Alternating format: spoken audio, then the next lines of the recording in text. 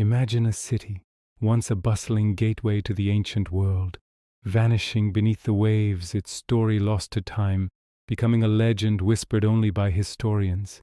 For centuries this was the fate of Thonis Heracleion, a city so grand it was mentioned in ancient Greek texts, yet so completely lost it was often mistaken for myth, much like Atlantis. But this is no myth. This is the incredible true story of a lost Egyptian metropolis, rediscovered in the most dramatic fashion imaginable. Let's travel back in time, over 2,500 years ago.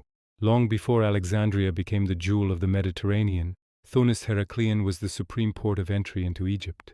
If you were a Greek merchant sailing to the land of the pharaohs, this was your first stop. The city was a vibrant melting pot of cultures. Egyptians called it Thonis, while the Greeks knew it as Heracleion. The dual name hints at its unique identity, a place where Egyptian traditions and Greek influences mingled freely. Picture this, a bustling harbor filled with ships from across the known world, their sails billowing in the Mediterranean breeze. The air is thick with the scent of spices, incense, and the sea. Dock workers shout in a dozen different languages as they unload precious cargo: wine from Greece, cedar wood from Lebanon, silver from the Aegean Islands. In return, ships would leave laden with Egyptian grain, papyrus, and exotic goods. Thonis Heracleion wasn't just a port, it was the economic engine of late-period Egypt. It controlled all trade coming into the kingdom, making it incredibly wealthy and powerful. The city was built on a series of sandy islands and channels in the Nile Delta, a bit like a modern-day Venice. Canals served as its main streets, with boats and barges ferrying people and goods throughout the city. At its heart stood the grand temple of Amun-Gereb, the supreme god of the Egyptian pantheon.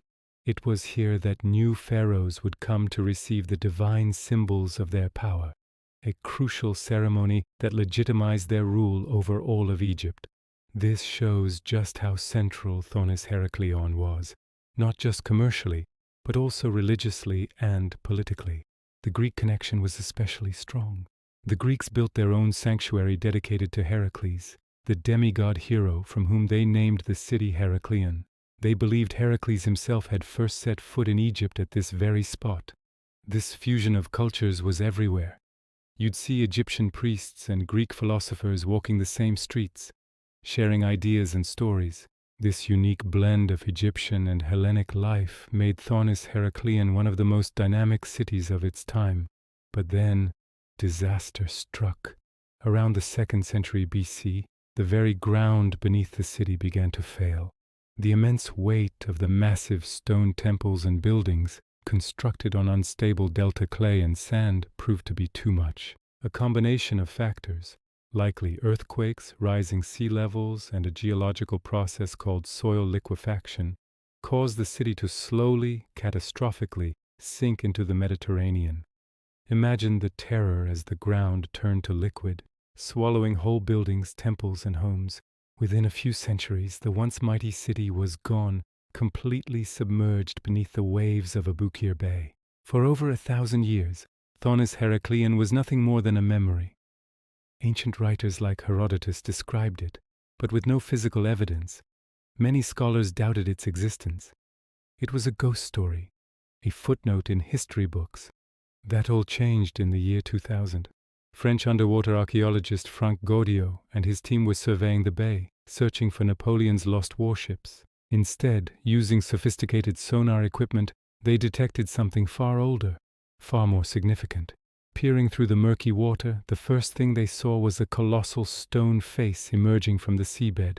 It was a statue of Hapi, the Egyptian god of the Nile flood, perfectly preserved. As they explored further, the scale of their discovery became clear. This wasn't just a few statues, it was an entire city. They had found the lost Thonis Heracleion. The discoveries that followed were simply breathtaking. Divers uncovered the ruins of the great temple of Amun, its massive stone blocks lying on the seafloor. They found over 700 ancient anchors arranged in a ship graveyard, a testament to the city's maritime past. They brought to the surface colossal statues of pharaohs and queens, some standing over 16 feet tall. One of the most stunning finds was a perfectly preserved stele, a stone slab covered in hieroglyphs. This stele of Thonis was a royal decree from Pharaoh Nectanebo-Thark, and its text confirmed beyond all doubt that the cities of Thonis and Heracleion were one and the same. It was the Rosetta Stone for this lost city. They also found countless everyday objects that paint a vivid picture of life there. Gold coins, intricate jewelry, ceramic plates, and bronze ritual vessels. They even found the remains of the wooden hulls of over 60 ancient ships, offering unprecedented insight into the shipbuilding techniques of the time. Each artifact is a puzzle piece, helping archaeologists reconstruct the story of the city and its people. The preservation is astounding. Because the city was buried in sand and silt, it was protected from the ravages of time and tide. The objects look almost as they did the day they sank beneath the waves. It's a time capsule of the ancient world. Frank Gaudio himself described the feeling of discovery as being in a state of grace, swimming through a city frozen in time.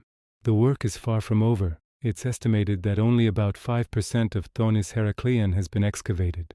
What other secrets lie buried beneath the sand? What other stories are waiting to be told?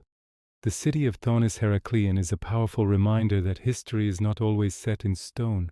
Sometimes it's waiting to be rediscovered, hidden just beneath the surface, challenging what we thought we knew about the past. It shows us that even the greatest cities can fall, but their stories, their legacy, can endure and rise again.